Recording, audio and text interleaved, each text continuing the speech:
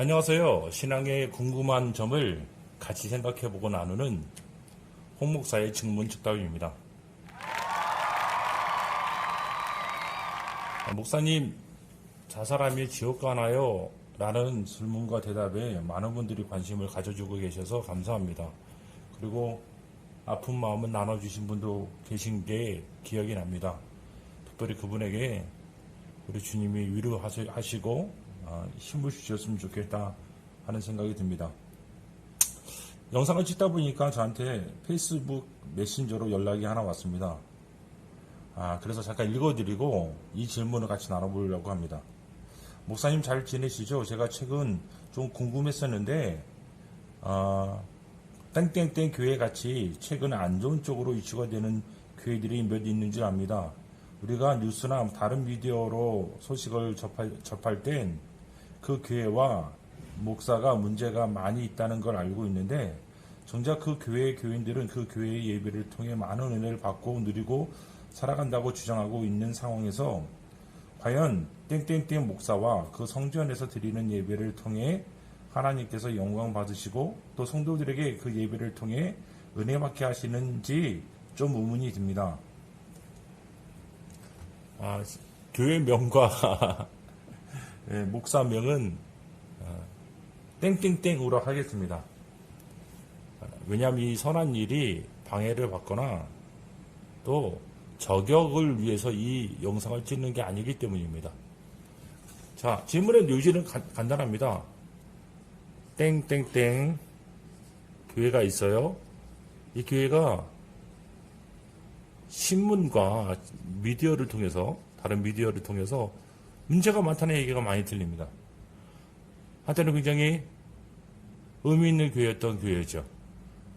근데 그 교회에 있는 교인들의 반응이 재미있다는 거예요.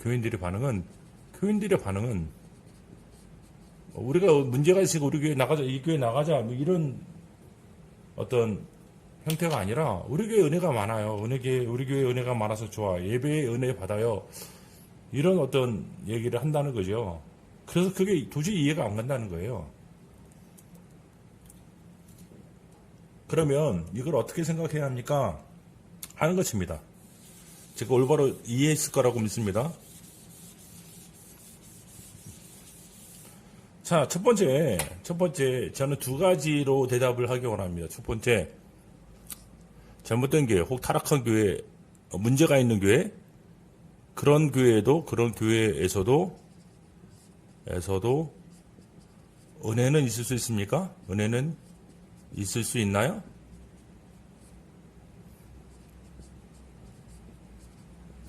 제 대답은 예스입니다. 예스예요. 우리 생각엔 그렇죠. 그런 교회에 아무 은혜가 없어갖고 사람들이 우리 교회 잘못됐구나. 그렇게 되면 좋겠는데 그렇지 않아요. 첫 번째, 그렇지 않은 이유는 간단합니다. 첫 번째, 자, 하나님의 성품 때문에 그래요. 하나님의 성품 때문에. 무슨 말이냐? 마태복음에 우리에게 얘기해주고 있는 게 있어요.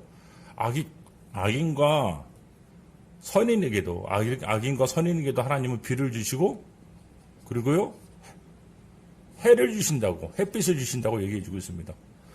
하나님은 거기 안에서도 그 목사 때문이 아니고, 그곳에 있는 성도들에게 하나님 은혜를 주시는 거예요. 왜? 살아야 되니까. 그렇지 않겠습니까? 두 번째는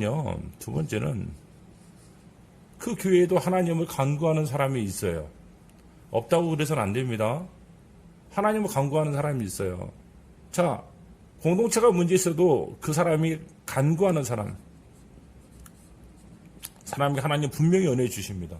여러분, 성경에서 우리 사무엘 상을 보면 홈리와 비느하스가 제사장으로 있었던 시기에 한나가 하나님께 기도하여 은혜를 받는 부분들을 보게 됩니다.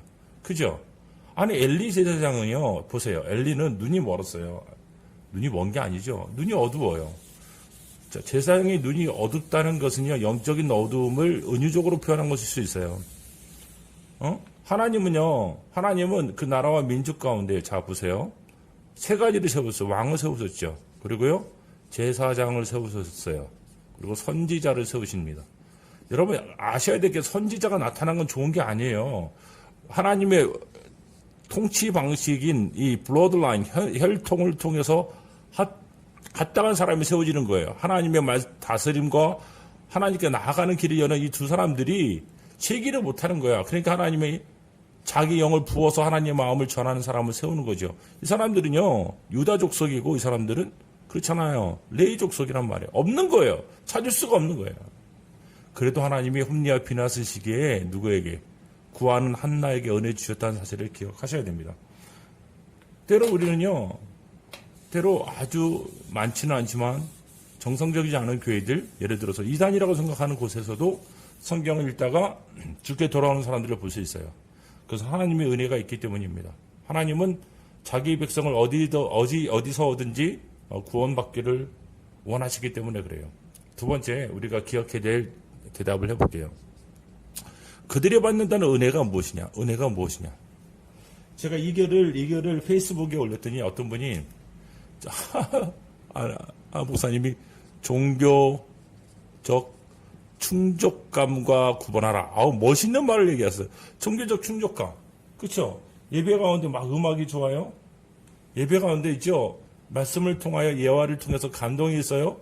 근데 그분을 이 종교적 충족감이라고 표현하셨어요. 저는 아주 적절한 표현이라고 생각합니다. 이런 것들이 예배 가운데 있을 수 있어요. 설교 잘하시거든요. 사람들의 마음을 위로하는 거 잘하시거든요. 그러니 그런 충족감이 오죠. 그럼 여러분 보십시오. 은혜란 무엇일까요? 정말 성경이 말하는 은혜가 무엇일까요? 은혜의 신학적인 정의는 받을 자격이 없는 자에게 주시는 하나님의 주권적인 호의예요. 주권적인 호의, 페이버예요, 페이버. 하나님의 주권적인 호의라고요. 이게 은혜예요, 은혜. 자, 사람들은 마치 병이 고쳐지면 그 은혜라고 생각하죠. 그렇죠? 병이 고쳐지면 은혜라고 생각해, 병. 그래야 안 그래요? 근데 10명의 나병 환자가 있었어요. 주님께 고침받았지만 한 명만 돌아왔습니다. 나머지 어딨냐 주님 물어봤죠. 그 사람들은 병은 나왔지만 인생은 주님과 연결되지 않았어요. 그게 꼭 은혜라고 얘기할 수 있습니까? 어때요? 재정적인 축복을 받을 수 있어요. 예수 믿고 나서 재정적인 축복을 받을 수 있어요. 근데 그 재정적인 축복이 그 사람을 만약에 타락의 길로 인도한다면 어떻게 될까요? 그게 축복일까요? 아니라는 거예요. 그렇게 얘기할 수 없다는 거예요. 그럼 은혜가 무엇이냐? 참된 은혜가 무엇이냐? 이걸 따로 좀 우리가 얘기해야 되는데, 은혜란, 여러분, 하나님이 찾아오시면 무슨 일이 있을 것 같아요? 막 병 고쳐주고, 막 문제 풀리고? 아니요. 하나님 찾아오시면 우리는 우리 본 모습을 보게 되어줍니다. 누가복음 5장에 보면,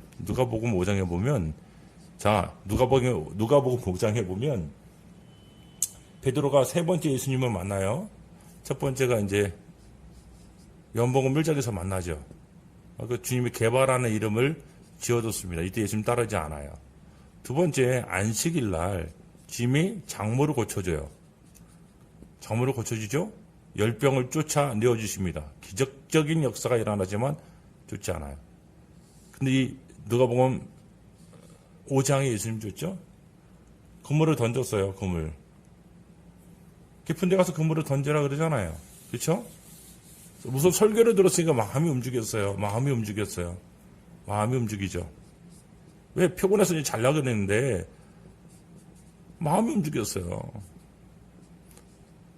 근데 주님이 뭐라 그래요? 깊은 데 가서 그물을 던지라 그래요. 여러분, 깊은 데 가서 그물을 던지면 잡혀요? 한낮에는요, 깊은 데 가서 그물 던지면 안 돼요. 왜? 거기가 해수면 밑에 있기 때문에 그 당시 동력선이 없어서. 자, 배가 있어요. 근데 그물을 여기밖에 내리지 못한다고. 근데 얘네들은 여기 있어요. 잡지 못해요. 이거는 일반적인 어부들이 갖고 있는 상식이에요. 우리 주님의 말씀은 우리 상식과 다르죠.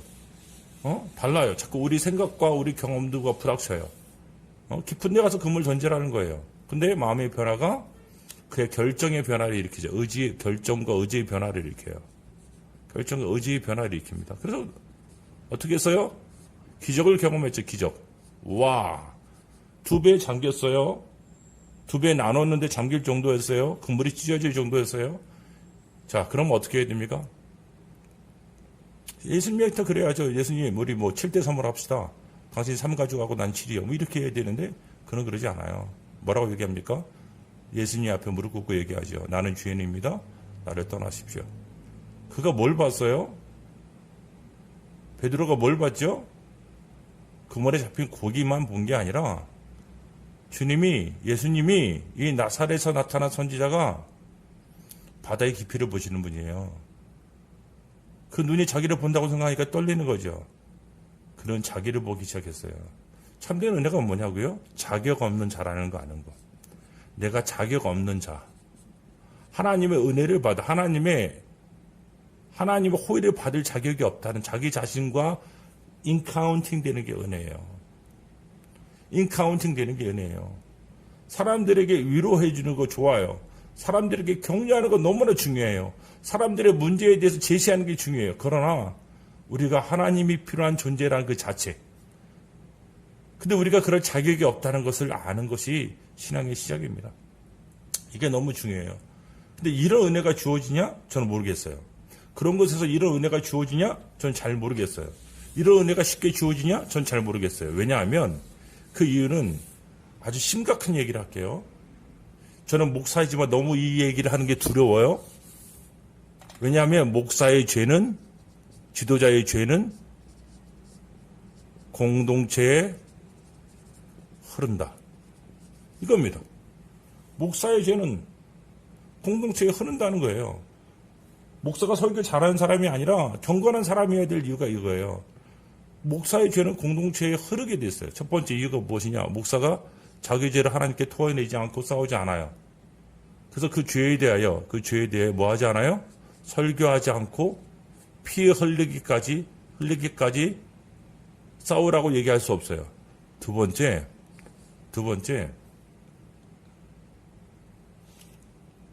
죄와 실제적으로 싸우지 아니할 뿐만 아니라 그것을 뭐 하기 시작합니까? 이제 잘못된 논리와 가르침으로 성도들에게 말하기 시작해요. 영적인 타락이 일어나죠. 영적인 타락이 일어나요. 절대 얘기할 수 없어요. 그럼 공동체 안에서 그 똑같은 의식이 생기죠? 이 의식 안으로 사단의 유혹이 찾아오면 그 죄는 장성하기 시작해요. 저는요, 목사의 죄가 공동체에 흐른다고 믿는 사람이에요. 그러므로 목사는 설교를 잘하는 사람뿐만 아니라 경건해야 돼요. 이게 너무 제가 목사의 길을 걸으면서 힘들고 아프고 어려운 일이에요. 항상 나의 부족함 때문에 우리 사랑하는 공동체가 어렵구나 하는 생각을 떨쳐버릴 수가 없어요. 이런 생각을 하면 공동체에게 미안해요. 참된 목자는 예수밖에 없어요. 저는 아니에요. 참된 목자장은 예수밖에 없어요. 저는 아니에요. 그래서 주님 바라봐야 합니다. 그러므로 참된 은혜가 있을 수 있느냐? 그런 것에 저는요, 쉽지 않다라고 얘기할 수 있습니다.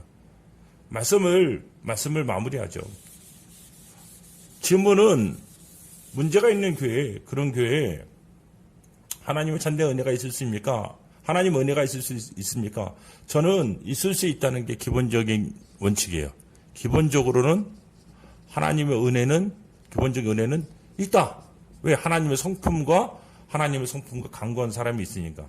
그러나 조심해야 될 건 뭐냐 하면, 참된 은혜가 쉽지가 않다. 참된 은혜. 자기를 발견하는 은혜는 쉽지 않다. 왜 그러냐? 이유는 목사의 죄는 공동체에 영향을 미치기 때문이다. 그래서 오늘도 이 영상을 보시는 목사님들 계시면 우리가 좀 더 돌아보십시다. 우리는 설교하는 사람이기 전에 설교자여야 합니다. 설교자 준비가 설교 준비보다 더 어렵습니다. 다시 한번 이 강의가 물어보신 분이나 여러분들에게 도움이 되기를 원합니다. 문의할 거 있으면 댓글이나 그다음에 이메일 보내주시면 좋겠습니다. 좋은 하루 되세요.